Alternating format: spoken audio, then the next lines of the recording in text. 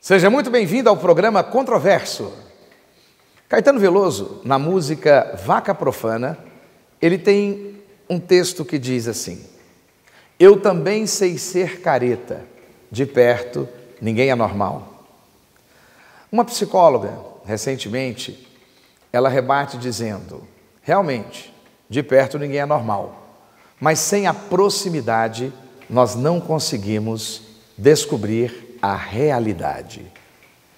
É para conversarmos sobre esse contexto de normalidade, na verdade, tentarmos entender um pouco dessa anormalidade na psique da nossa política e do eleitorado brasileiro, nesse processo que acabamos de passar, e também discutir um pouco sobre saúde pública no Brasil, é que nós convidamos para conversar conosco o médico psiquiatra, autor de 19 livros, diversos artigos em revistas, tanto no Brasil quanto no exterior, na França, na Inglaterra. Ele que é formado pela PUC e também formado na França, com um estágio, uma complementação na Suécia. Ele que tem vários artigos escritos no jornal Diário da Manhã, um assíduo debatedor no Facebook, um pesquisador sobre ciência política aplicada à psiquiatria social. Nós estamos falando do doutor Marcelo Caixeta. Doutor Marcelo, que honra, que prazer, há muito tempo que eu gostaria de poder conversar com o senhor. Seja muito bem-vindo ao programa Controverso. Eu que agradeço, doutor Giovanni, o seu convite, a todos os telespectadores. Eu também, desde que eu conheci o programa, desde a Politeia, né, eu já tinha vontade de participar desse bate-papo com você, que é uma pessoa excepcionalmente superdotada, né? Na psiquiatria a gente já faz o diagnóstico rapidamente, a gente vê rapidamente que você é superdotado e uma pessoa de dons artísticos, intelectuais muito importantes. Então, assim, o prazer é todo meu. Doutor Marcelo, o que nós vamos fazer aqui hoje, a conversa que nós vamos fazer, ela é uma conversa preliminar, nessa próxima hora. Porque eu creio que muito daquilo que o senhor pesquisa, que o senhor estuda e o que o senhor contrapõe na sociedade é de uma fundamental construção para esse mundo pós-moderno, esse século XXI, principalmente para nós aqui no estado de Goiás. E eu gostaria de começar tentando entender um pouco sobre essa psiquiatria social, para que o nosso telespectador e o nosso internauta, ele possa um pouco se ambientar nesse caminho que nós vamos seguir e nessa aplicação da psiquiatria social dentro da ciência política. Como é que o senhor faria essa percepção, esse entendimento? Bom, dentro da psiquiatria, nós lidamos com os problemas humanos, né? Então a gente acaba conhecendo muito do psiquismo humano, nas suas vertentes, não só patológicas, mas também normais. E dentro dessas vertentes normais, dos fenômenos grupais. E quando nós adentramos o fenômeno grupal, a gente adentra o fenômeno político, né? Então, daí a psiquiatria ela poder dar essa contribuição, né, que é uma contribuição, diríamos, menor, não é nada assim exponencial, mas ela tem alguma coisa a dizer sobre a ciência política. Existe um cientista político chamado Daniel Bell, ele tem vários livros publicados, e num dos livros ele diz que a ciência política se enriquecerá muito quando os antropólogos, os sociólogos e os psiquiatras puderem opinar sobre aquela ciência. Então é mais ou menos esse caminho que eu traço, que eu sigo. Eu tento fazer uma análise psicológica, psicopatológica, associada com os fenômenos sociais e, consequentemente, políticos. Doutor Marcelo, exatamente nessa linha que o senhor acaba de apresentar, nós vivemos agora, na política brasileira, parece que uma descoberta pela população do fenômeno político e que esse fenômeno político atinge suas vidas individuais. E nós tivemos uma polarização. Essa polarização e a intensidade com que as pessoas se atiraram para essa discussão, tanto ideológica como política, a psiquiatria consegue contribuir para entender o que foi esse processo no Brasil? Sim, a gente pode dizer que hoje nós temos uma parcela da população que é contra a autoridade, né, contra os princípios da autoridade, e outra parcela que é a favor dos princípios de autoridade. Então nós vivemos esse embate. Tem uma parcela que tem medo da volta do pai, do patriarca, medo da volta do sacerdote, e tem uma parcela que está dizendo, olha, nós não conseguimos viver sem princípios morais. Essa questão, botar toda a moral no julgamento coletivo é muito perigosa, porque o coletivo geralmente ele é degenerado. Então, esse que é o embate moral que nós vivemos hoje, muito mais até do que o embate político. Doutor, então nós podemos, a grosso modo, perceber que, na verdade, existe uma questão subjacente entre esquerda, direita, entre a proposta de um determinado agrupamento político e outro agrupamento político. É a própria essência da pessoa refletida na política? Esse fenômeno, inclusive, não é novo. O Carl Schmitt, que é um jurista e cientista político alemão, ele já falava disso. No início do século, ele já falava que havia no mundo essa tendência, que ele chamava de liberal, que eu chamo esquerda. Essa tendência de acabar com a autoridade e dizer, não, a nossa autoridade é o coletivo, certo? Para acabar com a figura de autoridade. Só que essa tendência coletiva, ela gera um caos, ela gera uma anomia até jurídica, porque na medida em que não existe um princípio moral regulador, não existe, por exemplo, Deus, não existe hierarquia do mais inteligente, ou do mais estudioso, do mais moral, na medida em que não existe essa hierarquia, o consenso ele é retirado do coletivo. E como eu disse, o coletivo ele é perigoso, porque o coletivo ele não tem princípio, geralmente ele não tem princípios morais. O princípio moral dele geralmente é voltado por quê? Por ressentimento, para o ódio, para a revolta. E aí nós vemos, de um lado, revolta pela autoridade, que é, vamos dizer, os partidos de esquerda, e, por outro lado, uma busca de retomada da moralidade, do conservadorismo, da religião, do Pai, de Deus, que é o lado da direita. Esse momento, ele é um fenômeno próprio da América Latina, é um fenômeno próprio no Brasil, ou o senhor percebe isso em todo o mundo ocidental? Esse fenômeno do resgate, do equilíbrio, da autoridade, uma visão menos libertária, né? Ele é mundial. Liberal nos costumes. Ele é mundial. Ele é mundial. Você vê bem o Trump ou a tendência de direita nos outros países. Só que essa tendência da direita nos outros países, ela dá num beco sem saída. Porque esses governadores de direita, vamos pegar o Trump. Qual o princípio moral que o Trump tem? O Trump não tem princípio moral. Então, ele vai sofrer retaliações e provavelmente não vai ser reeleito porque esses indivíduos autoritários de direita, eles não têm um princípio moral sólido. E vamos pegar o Brasil. Por que o Bolsonaro ou a direita brasileira ela é um fenômeno diferente? Porque ela tem um princípio moral, que não é o militarismo. O pessoal está enganado. Não é o militarismo, é a religiosidade. É o princípio cristão. Porque só o princípio cristão, até hoje, eu acho que a ciência política não descobriu nenhum outro princípio que ele é moral e se justifica. Porque o princípio cristão é como está na Bíblia, lá Jesus dizia que quem quiser ser o maior, que seja o menor. Quem quiser ser o senhor, que seja o servidor. Ou seja, o princípio cristão, ele é um autoritarismo às avessas, porque o autoritário, o maior, o hierárquico, o superior, ele tende a ajudar o inferior. Então é só isso.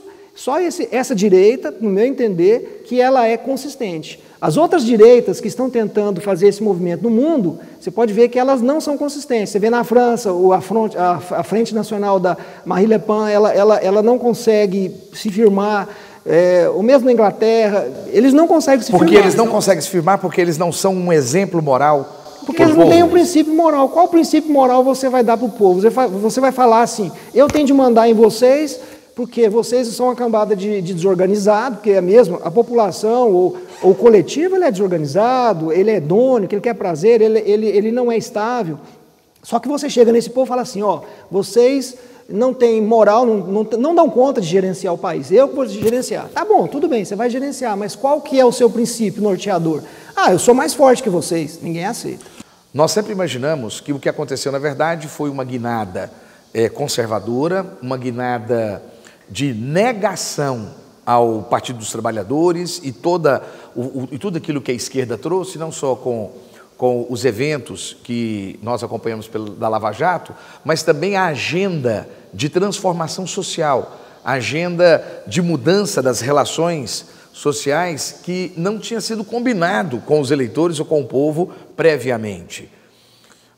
E que isso foi a grande alavanca que impulsionou Jair Bolsonaro, essa negação com um discurso mais conservador.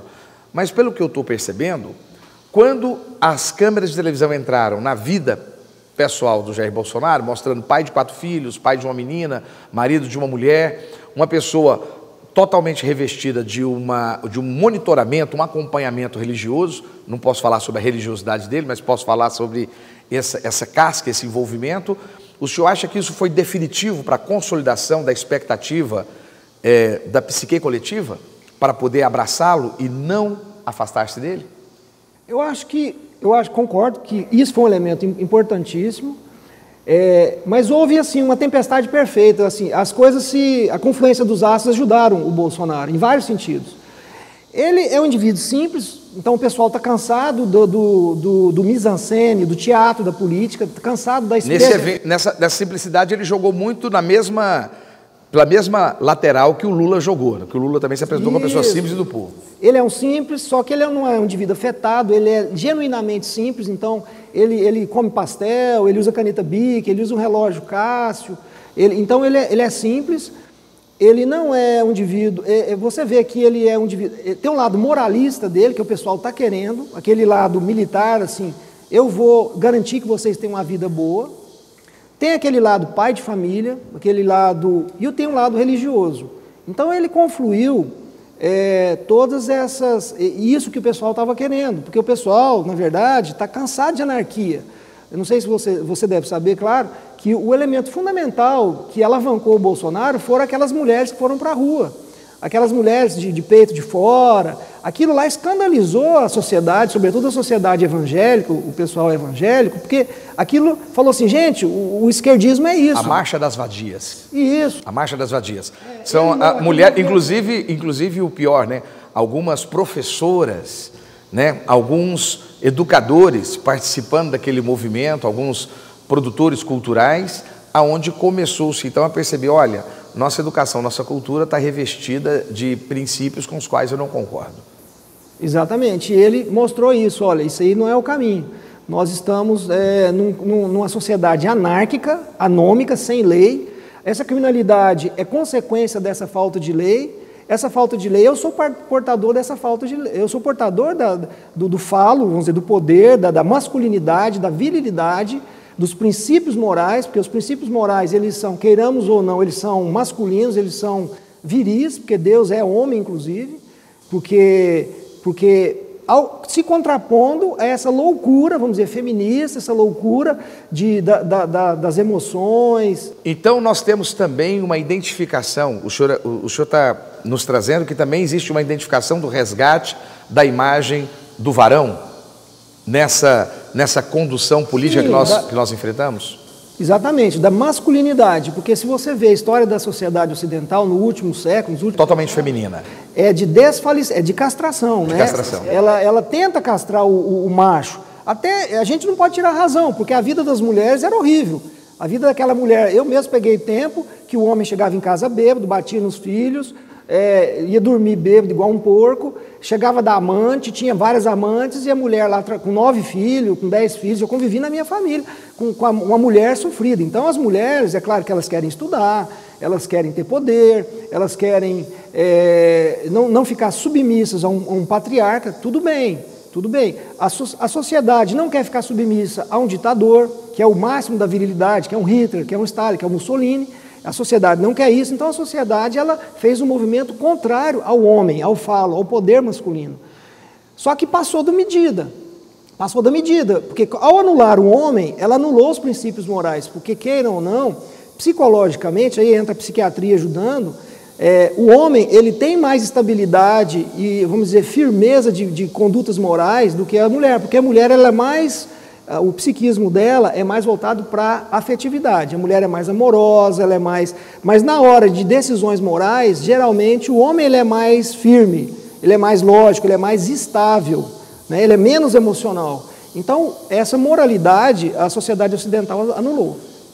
Esse resgate da virilidade, da masculinidade, da varonilidade, em um mundo essencialmente feminino, a construção urbana, a construção cultural e educacional, pelo menos eu posso falar aqui no Brasil, ela é altamente feminina. A construção, inclusive, das nossas igrejas, apesar que geralmente lideradas por homens, mas nós percebemos uma organização muito tendenciosa a essa acomodação feminina. O senhor acredita que muito da resistência que havia nos índices de rejeição do Bolsonaro pelo universo feminino, que depois foi revertido, tem um pouco a ver com essa resistência interior da mulher em perder espaço para essa figura masculina? Com certeza. Muitas mulheres, elas têm esse medo, né, de perder espaço, o espaço que eu adquiri, né? Por exemplo, vamos pegar as professoras que você citou aí. As professoras ficam polvorosas de estar submetidas a uma escola militar, porque elas adquiriram uma liberdade na escola, que a escola militar, vamos supor, tira, né? Então, por outro lado, também, tem muitas mulheres hoje, dada a fragilidade da família, né? A família hoje se esgarçou, então os papéis de marido e mulher são muito frágeis. Muitas mulheres, com esse feminismo, elas não se dão bem naquela postura passiva, até sexual, de passividade. Então, é aquela mulher que não admira o homem, ou que não se submete ao homem, às vezes nem sexualmente, né? Porque na relação sexual até há uma questão de passividade, atividade, submissão, dominação. Isso é natural, fisiológico. Mas esse mundo ocidental, ele impregnou tanto a mente das mulheres que muitas estão negando a sua própria sexualidade, a sua própria passividade. A mulher, por exemplo, não quer admitir que o homem é melhor em matemática do que eu, o homem é mais lógico do que eu, o homem é mais estável do que eu, porque isso aí fere ela até do ponto de vista da sexualidade dela. Então essas mulheres, vamos dizer, que não estão bem na pele com seus companheiros, que não estão bem com seus maridos, elas tendem a julgar o homem como frio, ou como abandônico, como patriarca, como um hipócrita. Doutor, e como então surge a figura do esfaqueador Adélio? Aparentemente, a imagem dele nos projeta um homem bem masculino, bem viril, bem varão e obstinado e interessante, porque ele ataca exatamente o ventre, né? Aonde, pelo menos, nós temos aí uma percepção que os lombos estão ali, as fontes sexuais, né? Nessa parte abdominal, né? E me parece, agora, eu nunca tinha percebido isso, até uma certa imagem fálica, né? Da faca penetrando no abdômen, da forma como ele faz, inclusive a filmagem mostra uma certa alegria, uma certa satisfação naquela filmagem anterior, pouco antes dele praticar o ato. Como é que entra dentro de todo esse cenário que o senhor colocou, a figura do esfaqueador, do Adélio? A esquerda, o socialismo, Marx, voltando a Marx, o socialismo, ele se alimenta da revolta das pessoas contra as autoridades. Então, o feminismo é um prato cheio para o socialismo. O movimento gay, o LGBT, é um prato cheio para o socialismo. Hoje é LGBT, trans e LGBT, TT, PB, tal. Mas, enfim, esse movimento, ele alimenta, de certa forma, o socialismo, porque ele também é uma revolta contra o falo do homem, contra aquele homem hipócrita, poderoso, ditador. Então, as mulheres são contra, os movimentos gay é contra, e há homens também que são contra. São homens, aqueles homens revoltados. São homens que, mais uma vez a psiquiatria ajudando, são chamados astênicos, estênicos. Quem são? São homens são homens que têm uma capacidade intelectual, que têm virilidade, que têm energia, mas por um motivo ou por outro, eles não conseguem se firmar na sociedade. Ele se contrapõe, seria uma certa inveja, uma certa contraposição ao macho alfa, ao macho dominante? Isso, é aquele que é o chefe do MST, que tem raiva do empresário. O empresário tá me roubando, tá tendo mulheres, tal. Ele tem raiva do superior, do militar. Entendeu? Ele tem raiva de muitos professores universitários, esquerdistas, se enquadram nisso também. O professor ele é intelectual, tal, muito inteligente, tem muita energia, mas não tem capacidade de gerir um negócio. Ele não tem capacidade de gerir um negócio, não tem capacidade de se firmar na sociedade, porque não tem carisma, não tem energia profissional. O que acontece? Esse cara vai ser um revoltado. E aí o esquerdismo, você sabe que o Adélio ele era do PSOL, né? Ele era contra a maçonaria, ele era contra movimentos de direito, militarismo. Então ele era esse indivíduo, ele era um estênico, ou seja, um indivíduo com muita energia, mas que tinha muita raiva de não conseguir, por um motivo ou outro, não sei, pode ser pobreza, pode ser doença, ele não conseguia se romper no mundo. Então aquilo gerava uma revolta, um ressentimento. A esquerda capta esse ressentimento e canaliza. Olha, o seu alvo é o Bolsonaro, o seu alvo é o militarismo, o seu alvo é a direita. E ele, que já era perturbado, porque no meu entender ele tinha um problema mental associado, que a gente chama transtorno delirante, pelas análises que eu vi na mídia. Então, juntou a doença mental com esse temperamento herético, né, esse temperamento explosivo e o momento sociopolítico. Então, gerou o atentado ao qual o Bolsonaro está muito sujeito. Um atentado desse poderia vir de uma mulher?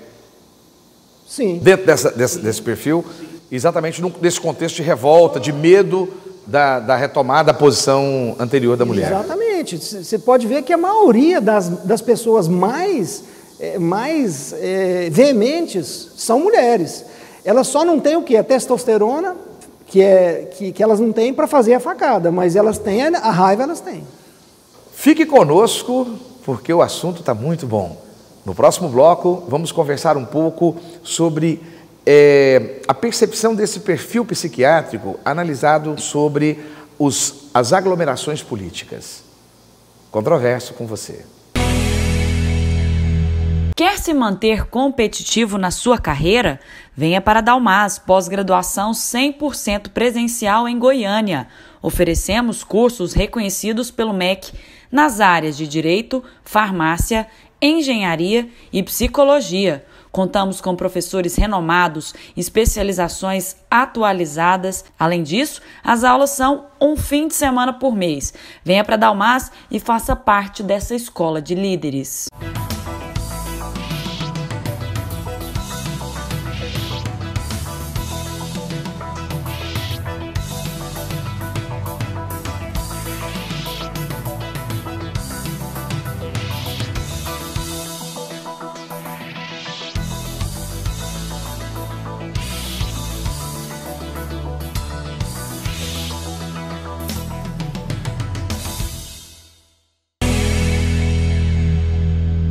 Programa Controverso, nosso segundo bloco, eu, Giovanni Bueno, entrevistando o doutor Marcelo Caixeta. Estamos conversando sobre a psique aplicada à ciência política. Doutor Marcelo, tem dois assuntos muito importantes que nós tratamos no bloco anterior. Um deles, o senhor fala sobre a coletividade e que a coletividade é frágil na tomada de decisão. Nós remetemos automaticamente para um conceito de democracia, porque a democracia, em tese, é exatamente esse governo pelas massas, o governo da opinião geral. Como é que o senhor percebe, nesse contexto que o senhor esteve conversando, sobre a concentração de poder numa autoridade, o resgate da autoridade religiosa, de uma autoridade forte, com os movimentos democráticos e o mito que está sendo levantado agora do medo de perda de democracia no nosso país nesse momento agora? Pois se a gente for pegar os grandes pensadores políticos, vamos pegar Platão com a República, vamos pegar Aristóteles com a sua política e vamos pegar Carl Schmitt agora no século XX com a sua teoria da Constituição, a teoria da política. São grandes pensadores políticos que chegam num denominador comum. A democracia, o governo do coletivo, ele não produz resultados, porque o coletivo ele não consegue gerenciar nada. Vamos pegar na área da saúde, só para dar um exemplo, depois a gente volta nela, mas se você pega um hospital, por exemplo, um hospital do governo, ele não consegue ser gerenciado. Uma nave espacial, um avião do governo não consegue ser gerenciado, porque são coisas altamente complexas e um colegiado não consegue gerenciar. O colegiado não consegue gerenciar essa complexidade. Então, a mesma coisa, toda vez que você bota um colegiado para gerir um país, você gera o caos, que foi o que aconteceu com o PT, foi o que aconteceu com a Dilma. O colegiado não conseguiu gerir.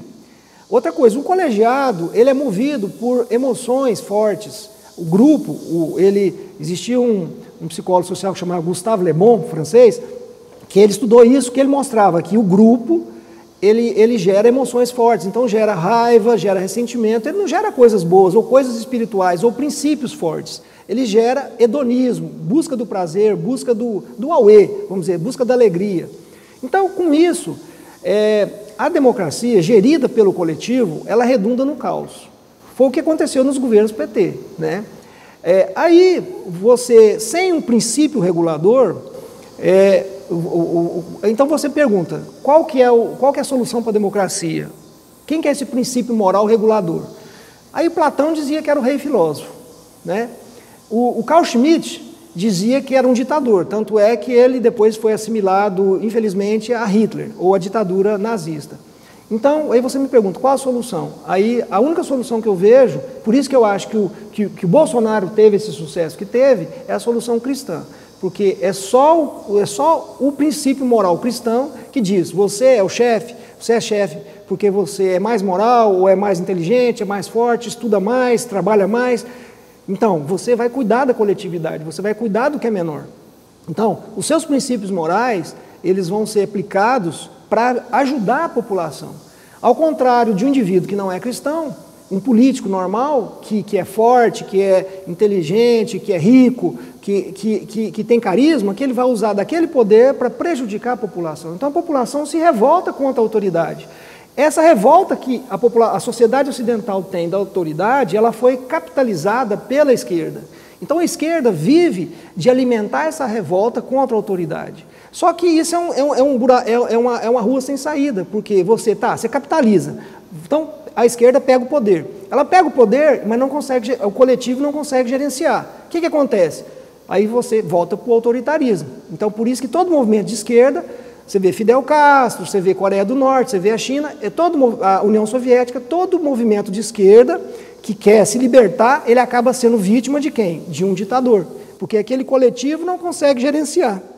Então o ditador, ele anula o poder da autoridade, ele capitaliza o discurso revoltoso da massa, e quando ele pega o poder, o que ele faz? Ele vira um ditador. Então, é o que nós temos no Brasil, inclusive. O discurso da esquerda é inconsistente, e aí aparecem as figuras messiânicas do Lula, da Dilma, ou do Zé Dirceu, que vão guiar o Boulos agora, sempre tem uma figura messiânica que vai guiar a revolta do povo. Mas a figura de Jair Messias Bolsonaro, né, aproveitando, né, o jogo de palavras, também não é um pouco messiânica?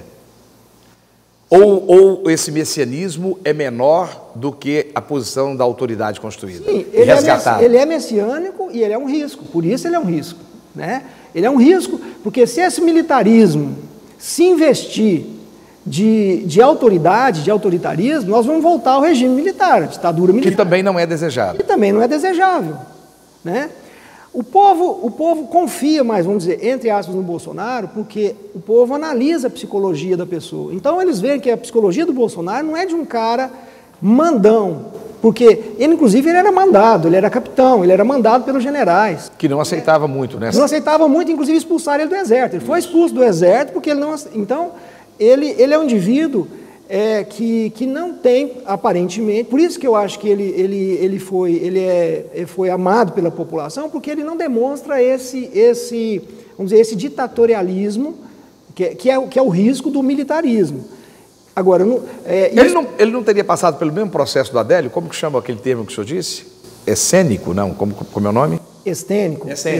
Ele não teria sido estênico no começo e conseguiu agora atingir uma posição... Ele era um militar, vamos pegar a história dele, ele era um militar contra o establishment, contra a alta hierarquia militar. Isso. Então ele era contra aquelas autoridades, só que ele deu certo, o momento foi favorável para ele.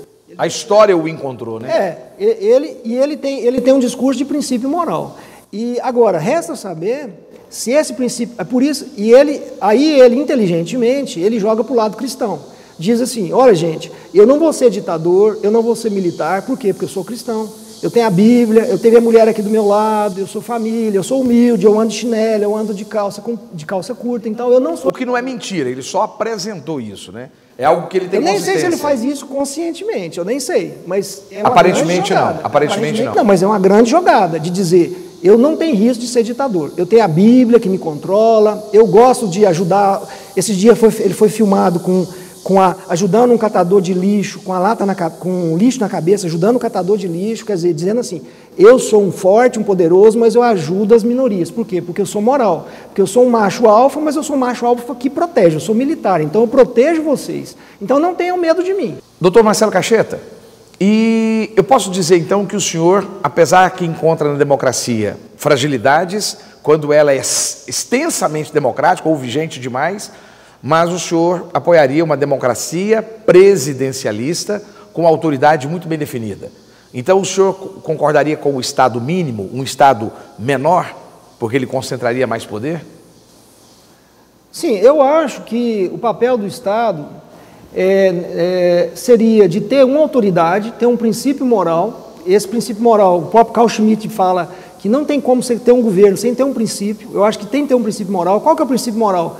Tipo, é um princípio de deixar as pessoas trabalharem em paz, por exemplo. Você não pode permitir que um menino, mesmo que tenha 17 anos, mesmo que seja drogado e tal, perturbe a paz social. Então você tem de ter um Estado mínimo que favoreça pelo menos a segurança, né? Por isso que o Bolsonaro também ele capitalizou os votos, por quê? Porque o foco dele é a segurança. Porque saúde, o pessoal já paga médico e hospital, já sabe que a saúde, mais cedo ou mais tarde, é um sistema fadado ao fracasso, o sistema público. A educação, quem pode, paga a escola particular. Então o pessoal, sobrou o que para o Estado? Sobrou manejar a segurança, bandido, prisão, juiz, promotor, por isso que tantos foram eleitos, juiz, promotor, delegado, militares, por quê? Porque o povo já sacou, lá na frente, que o único lugar, o único reduto onde o Estado vai poder dizer alguma coisa é o reduto da segurança. Então, nesse lado da segurança, Bolsonaro, ele capitalizou esse sentimento e aí, com isso, você pensa no Estado mínimo, é um Estado que vai se ocupar de segurança. Né? O mínimo que o Estado teria de fazer para dar condições para essas pessoas trabalharem. Agora, sempre tem aquele risco, repito, de um militar se arvorar em autoridade e voltar ao patriarcalismo, à ditadura. Eu não acredito que isso vai acontecer, porque a sociedade hoje não permite isso. Primeiro. Segundo, eu acho que o Brasil, nesse ponto, ele é sui generis. Nesse ponto, surgiu uma direita sui generis no Brasil, que é a direita cristã. A genuína direita cristã, não é aquela alemã, porque a Europa não tem mais Jesus, Estados Unidos não tem Jesus, o Trump é um fornicador, etc. Todo mundo sabe disso. Então, mais uma direita moral. Então, o Brasil, eu acho que ele pode ter essa direita moral, eu acho que essas pessoas podem segurar o Estado, partir para a segurança, e eu acho que é isso que o povo inconscientemente está querendo. Doutor, nós sabemos que a questão da moral, isso eu estou falando enquanto advogado, né? A moral, ela é algo que eu tenho para mim, e a ética é algo que eu tenho tanto para mim, mas que eu estendo ela para fora, não é isso? Ou seja, a ética, ela tem muito a ver com aquilo que quero, posso, devo, né? É muito do relacionamento que eu tenho para fora. E a moral é algo que eu tenho mais no meu sentido interior. Não sei se é dessa maneira que o senhor percebe. Não tem um risco dessa perspectiva moral com a qual as pessoas estão depositando, que venha a acontecer no Brasil no próximo ano, de que ela possa não ser atingida e se voltar contra um governo do Jair Messias Bolsonaro? Como é que a gente trata a questão, por exemplo, da corrupção? A corrupção é inerente às pessoas, né? A organização criminosa hoje, tudo bem que faltou autoridade, mas nós temos uma sociedade que ela não é tão moral quanto ela prega que seja. Não há um risco de uma desilusão moral dessa vez? Digo isso porque houve uma desilusão ética com a esquerda. Não tem o risco de ter uma desilusão moral agora com esse novo governo? Sim, há um risco muito grande. Eu concordo com você. Há um risco. E pode ser que não seja atingido? Pode, como eu te falei, eu particularmente assim, por ser cristão, eu sou otimista. Ou seja, Jesus disse, sede perfeitos como perfeito é o vosso Pai. Então Jesus já era darwiniano, ou seja, vamos evoluir. Então eu acho que o país evolui. E eu acredito, eu estou botando as fichas que essa direita moral, ela não vai extrapolar a moralidade dela. O Bolsonaro não vai extrapolar a autoridade que foi investida. O Bolsonaro já mostrou que ele não é corrupto, ele pelo menos não é. Resta saber se a mosquinha azul da vaidade não vai picá-lo e ele vai querer aumentar esse Estado. Porque ele pode querer aumentar Estado, os generais dele, os militares podem querer aumentar esse Estado, e se aumentar esse Estado, e se eles invadirem a máquina do Estado, volta a corrupção de novo, vem a corrupção. Porque aí quando você pensa no Estado pelo Estado, essa é a causa da corrupção. Meus queridos, nós estamos entrevistando hoje o psiquiatra Marcelo Cacheta, e eu gostaria muito de apresentar para você, aqui embaixo, aonde no Diário da Manhã, semanalmente, ele tem os seus artigos. E também, aqui embaixo agora, você vai poder perceber o Facebook, Dr. Marcelo Cacheta, marcelo.cacheta.10, aonde muitas dessas ideias, que eu considero até revolucionárias, são ideias de um cristão, de um psiquiatra, de um estudioso, de um homem de direita nesse momento, né? E que traz um pouco mais de luz aos debates que nós estamos enfrentando. E, para concluir agora o nosso encontro de hoje, nós temos aí em torno de 13 minutos para conversar um pouco sobre saúde pública, doutor Marcelo Cacheta. Doutor Marcelo, como o senhor considera a solução para a saúde pública brasileira?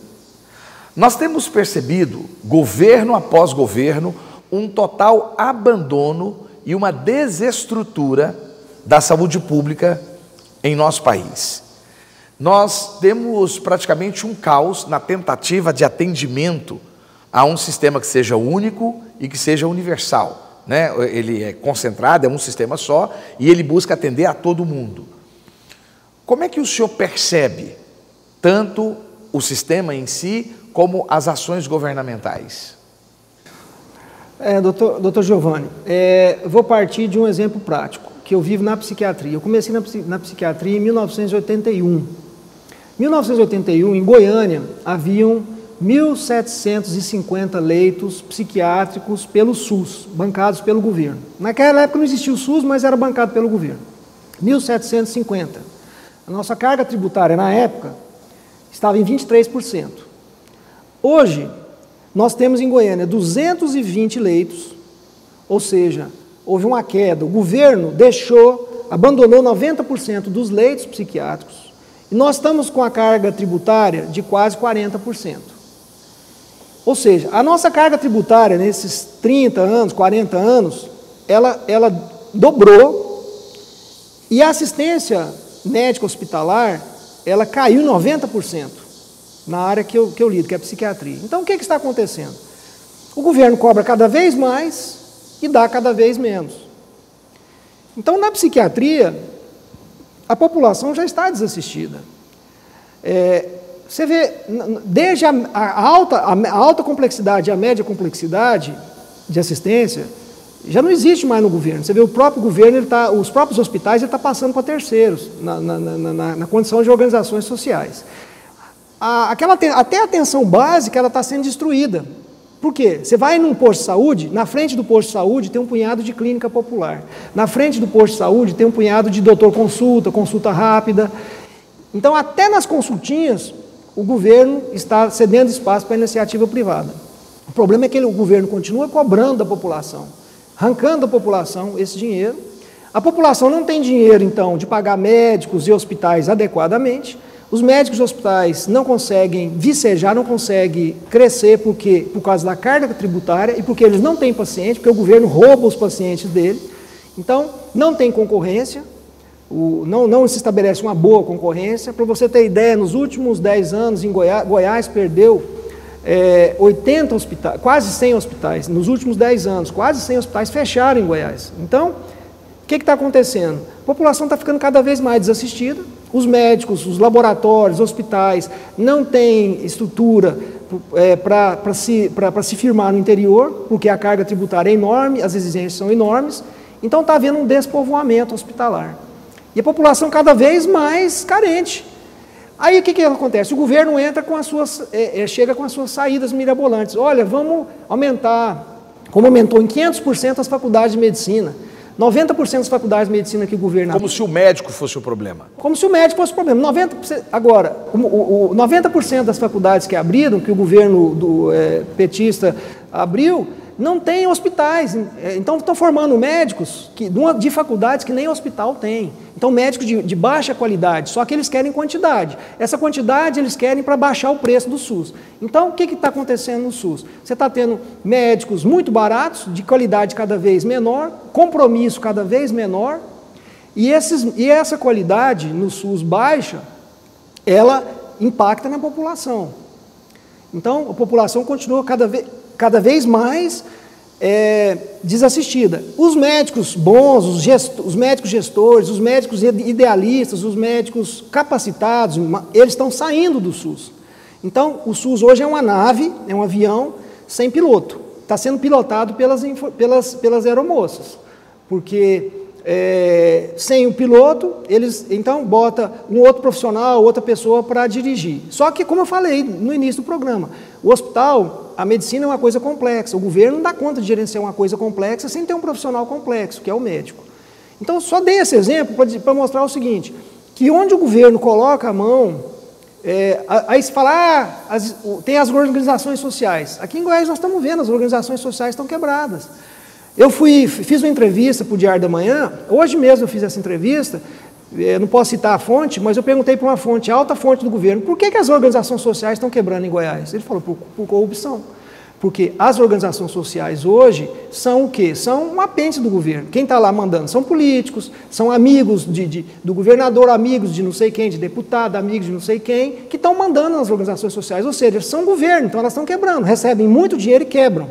Então, é mais um engambelo, um engodo da população, do governo. A ideia é boa, mas está sendo estruturada de maneira equivocada, repetindo o mesmo erro das estruturas governamentais. Das estruturas governamentais, porque não tem concorrência, porque é a base de corrupção. Ali você embolsa o dinheiro, você não tem de prestar conta daquele serviço, ou seja, é repetição do governo. Então, em resumo, né, a saúde, assim como as outras áreas, o governo ele não tem condição de cuidar. No meu entender, ele deveria voltar esse dinheiro para a população, dar esse dinheiro para a população. Com esse dinheiro que ele extorque da população, a população teria dinheiro para pagar médicos, hospitais, do jeito que ela quisesse, haveria concorrência, baixaria o preço, haveria capilarização dos médicos dos hospitais para o interior, porque eles iriam onde tem dinheiro, porque eles não vão hoje, não é porque não gostam de interior, é porque não tem o dinheiro. Então haveria essa disseminação da medicina, o médico e a população estaria servida. Aí vai falar, vai ficar muito pobre? Os filantrópicos ajudam. Eu sou diretor de um hospital filantrópico. Tem muita gente que quer ajudar. As Santas Casas ajudam. Mas Santa Casa não dá conta, o governo... Hospitais evangélicos. Hospitais evangélicos. Deixa o pessoal trabalhar, que vai ter gente querendo trabalhar, pode ter certeza. Mas vai sobrar um ou outro que nem as filantrópicas vão cuidar. Doutor Marcelo, deixa, então, para o nosso telespectador e o internauta entender a sua posição.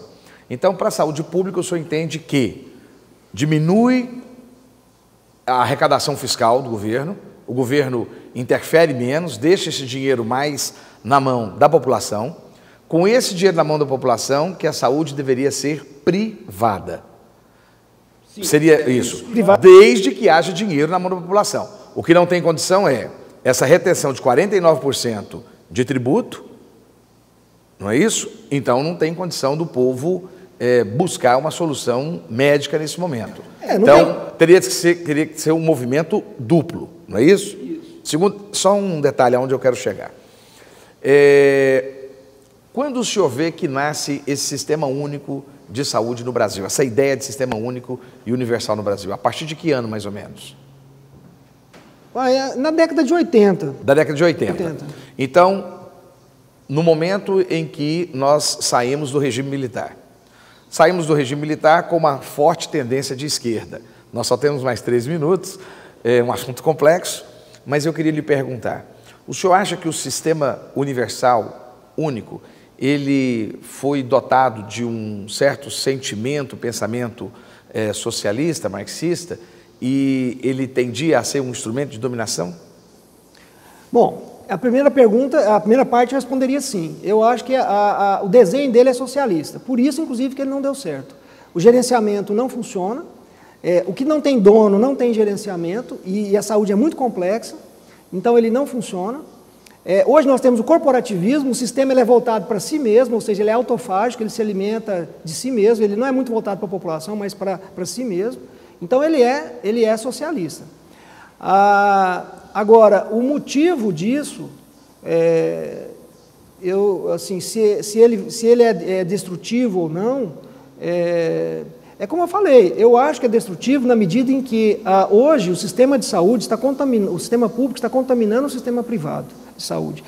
Como eu te falei, hoje o médico, o sistema de saúde ele faz dumping, o SUS ele faz dumping, ele baixa o preço de consulta, baixa o preço de diária, baixa o preço de tudo. Aí o médico, o hospital, ele não quer empreender e aí despovoa. Aí, sem empreender, não tem lugar para os médicos trabalhar, os médicos querem ir para o governo, só que ele chega no governo, ele não tem também condição de trabalho e está esse caos que se instaurou. Então, tem salário, mas não tem condição de trabalho. Então, em resumo, a longo prazo, é claro que você não vai desmontar o SUS hoje, porque isso vai gerar um problema e tal, não é isso. É a filosofia que eu acho que tinha de ser mudada, no sentido da privatização progressiva do sistema, e como eu ia falando, então teria aquele que pode pagar, aquele que não pode é coberto pela filantropia, pela caridade e tal, e vai sobrar é possível que sobre uma parcela pequena que seja muito pobre e a filantropia não cuide. Aí esse sim, o governo talvez ajudaria com um esquema de vouchers, com um esquema de vale, você dá o dinheiro para leva o menino no médico, leva seu filho no médico, no hospital, depois o governo te reembolsa, para não deixar desassistida essa população muito carente que poderia ficar. Dr. Marcelo Cacheta, foi um prazer fantástico te ouvir. Quero, inclusive, desde já fazer o convite para ouvi-lo outras vezes e gostaria também de ouvi-lo numa roda com outros profissionais de destaque, com essa ampla percepção sobre sociedade e política, que é a proposta do programa Controverso. E nós temos aí 40 segundos para o senhor deixar uma impressão do senhor. O Brasil tem jeito? Com certeza, com certeza. E eu que te agradeço, queria te agradecer, e para mim dizer que foi um prazer muito grande, porque, aliás, eu acho que eu aprendi mais com você do que você comigo, porque você é muito inteligente, faz perguntas e intervenções muito pertinentes. Então foi assim, não é uma coisa de etiqueta não, foi um genuíno prazer conversar com você, e estou perfeitamente à sua disposição. O Brasil tem jeito, doutor? Se fosse racionalmente, eu estaria preocupado. Mas sendo cristão e acreditando no nosso mestre lá em cima, eu sou um otimista por natureza. Não por natureza, mas pelo coração. Doutor Marcelo Cacheta, estamos direto aqui do Instituto Asmigo. Volto a pedir para você que o acompanhe através do Facebook dele, que está logo aqui embaixo, e também dos artigos semanais dele aqui no Diário da Manhã, toda semana. E continue também ligados em nós, Giovanni Bueno, programa Controverso. É sempre um prazer trazer uma boa conversa para você. Fique conosco, até o nosso próximo encontro.